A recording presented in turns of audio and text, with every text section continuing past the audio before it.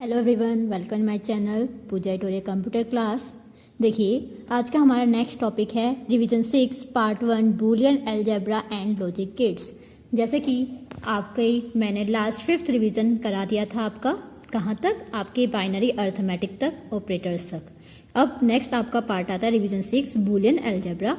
काफ़ी दिनों से वीडियो नहीं डाल पाई थी क्योंकि आपको पता ही है कॉलेज में प्री बोर्ड एग्ज़ाम चल रहे थे, तो इस वजह से मैंने वीडियो नहीं डाली, टाइम ही नहीं मिला था। आज आपके लिए कुछ क्वेश्चंस लेकर आई हूँ रिवीजन 6 की, और ये बहुत ही इंपॉर्टेंट चैप्टर है।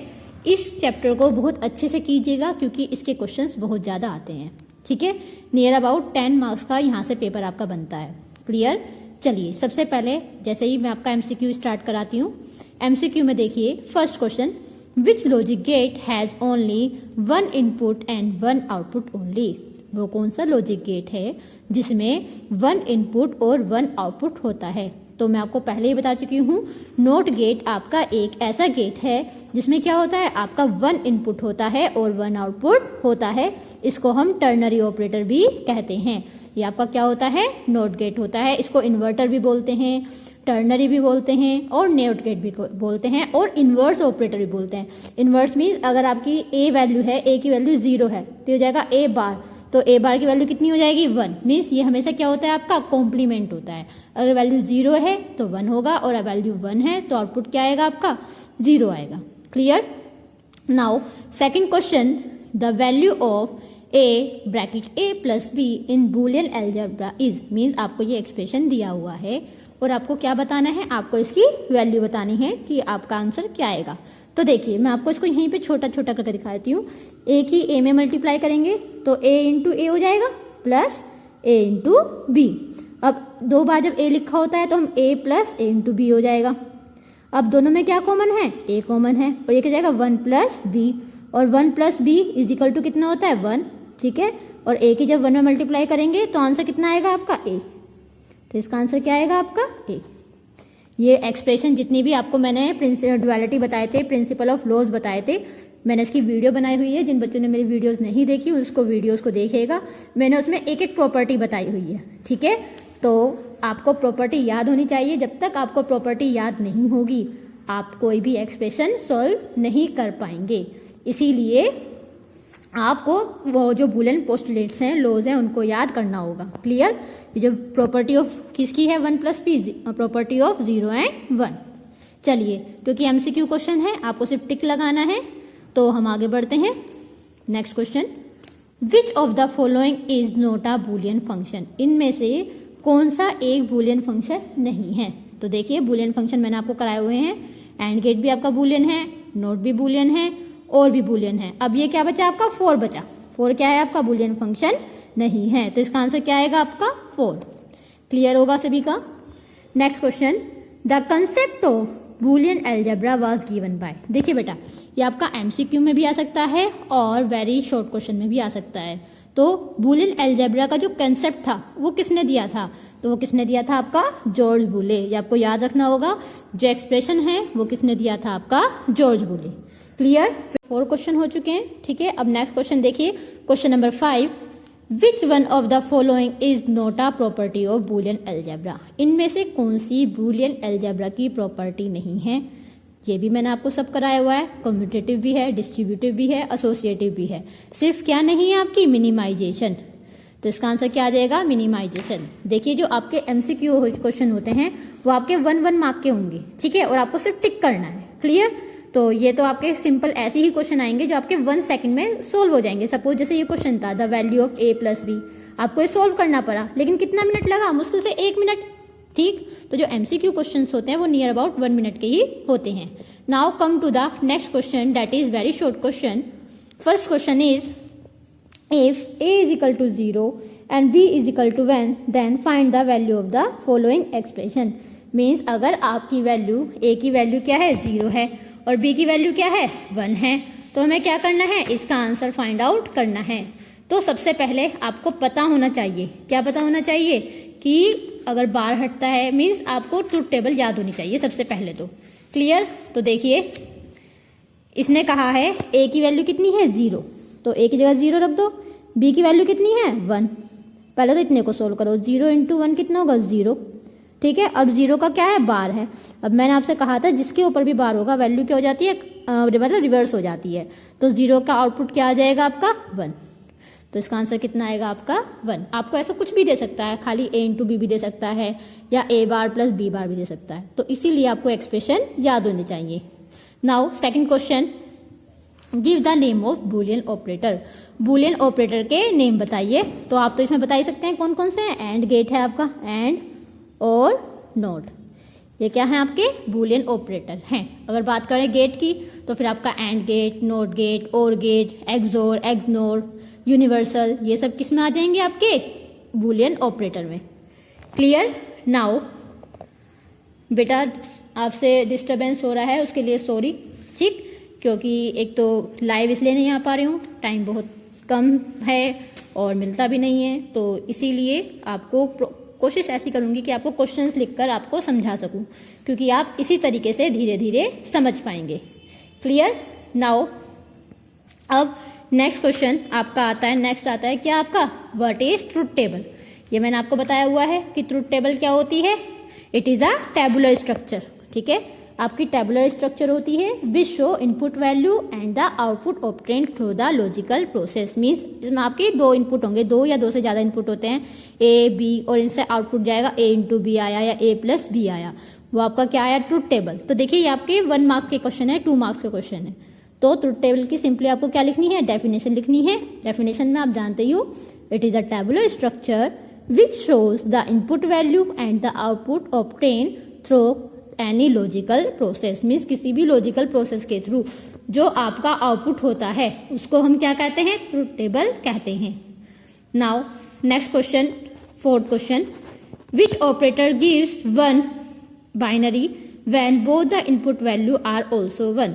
मीन्स वो कौन सा ऑपरेटर है जिसका बाइनरी आउटपुट 1 आएगा यदि वैल्यू हमारी दोनों वैल्यू क्या है 1 1 है। तो आप अच्छे से जानते हैं अगर 1 और 1 दोनों वैल्यू हैं तो आपका आउटपुट भी क्या आएगा 1 आएगा। और वो कौन सा गेट है आपका, एंड गेट। एंड गेट में आप जानते हो 1 × 1 क्या होता है आपका 1। क्लियर। तो ये आपका कौन सा गेट है आपका, एंड गेट है। नेक्स्ट क्वेश्चन है आपके शॉर्ट क्वेश्चन। शॉर्ट क्वेश्चन में देखिए बेटा आपके या तो 2 मार्क्स के होंगे, ठीक है, या आपके कितने मार्क्स होंगे, 4 मार्क्स के होंगे।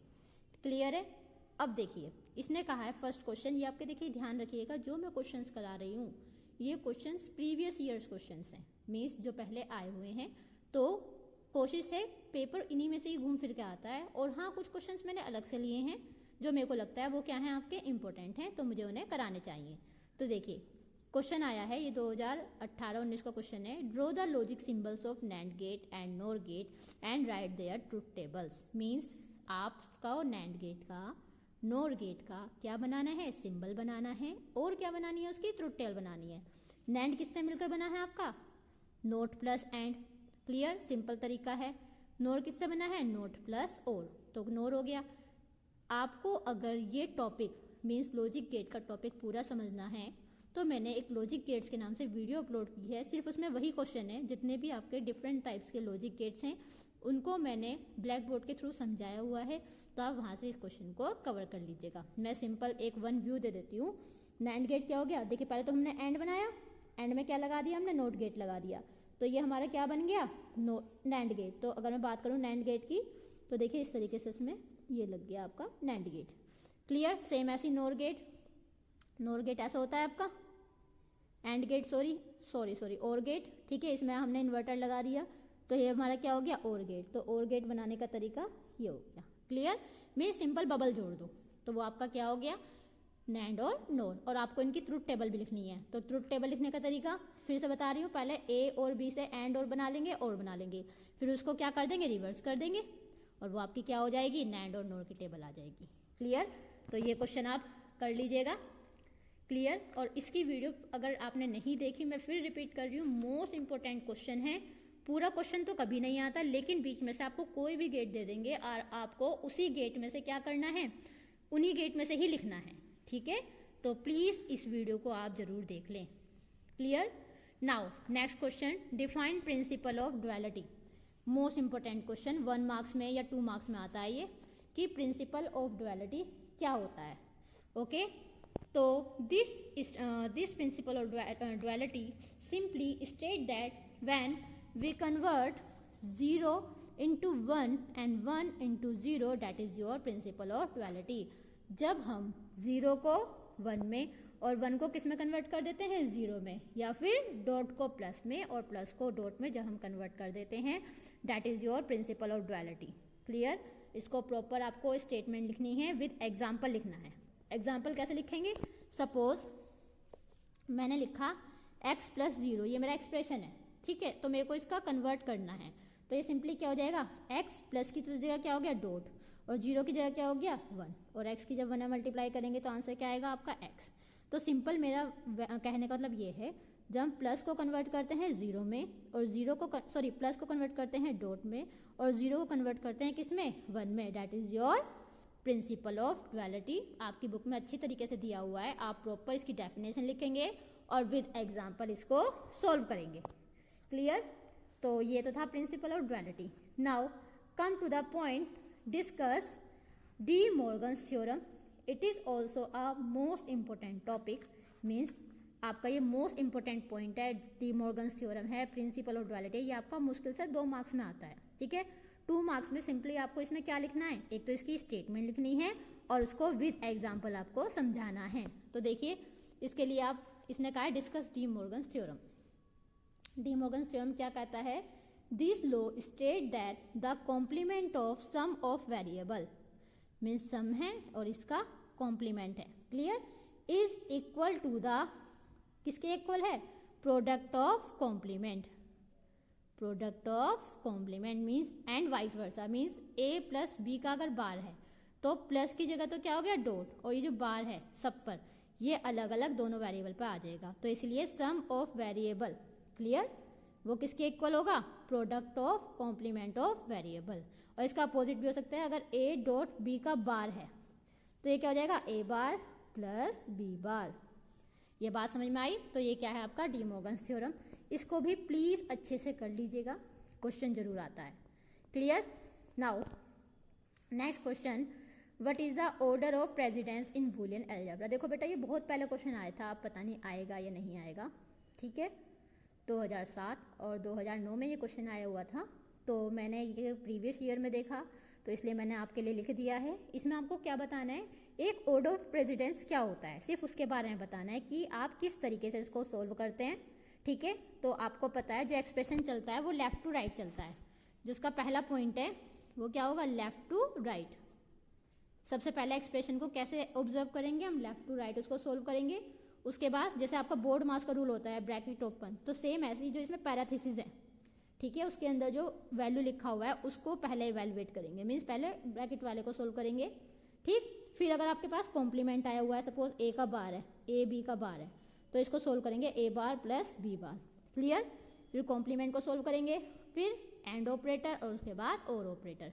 सेम जैसे आप बोर्ड मास का रूल करते हो, सेम वही आपको 1 बाय 1 स्टेप लिखना है. इसको आप अपने वर्ड्स में लिख दीजिए, ठीक. मैंने तो आपको बता दिया, पहले लेफ्ट टू राइट चलेंगे, क्लियर, फिर पैराथीसिस ओपन करेंगे, फिर कॉम्प्लीमेंट को सोल्व करेंगे, फिर एंड लेंगे और लेंगे. Clear? Now last question, what is truth table, explain with 2 example. देखो फिर क्वेश्चन घूम गया. इस बार ये 2020 में क्वेश्चन आया था कि ट्रुथ टेबल क्या होता है और एक्सप्लेन विद 2 एग्जाम्पल. आप अपनी तरफ से कोई भी क्या कर सकते हैं, 2 एग्जाम्पल ले सकते हैं. क्लियर? सपोज आपने वैल्यू ली a इंटू बी और a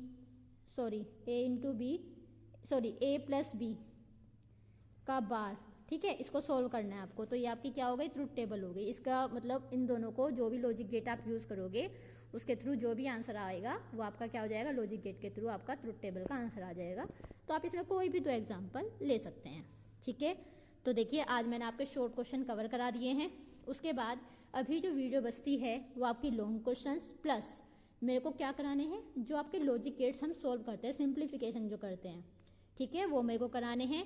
पोस्टुलेट्स लॉज होते हैं वो मुझे अलग से कराने हैं, उसकी वीडियो मैं अलग से बनाऊंगी. फिलहाल आज के लिए इतना ही काफ़ी है. आप इस टॉपिक को अच्छे से पढ़ें. और हाँ, एक बात और, अगर आपको मेरी स्पीड फास्ट लगती है बोलने में तो मुझे बताइएगा ज़रूर, मैं थोड़ा स्लोली लेके चलूँगी. और अभी फ़िलहाल आप इतना ही करिएगा, चैनल को लाइक शेयर सब्सक्राइब करते रहें। Thank you very much for watching my videos. Bye.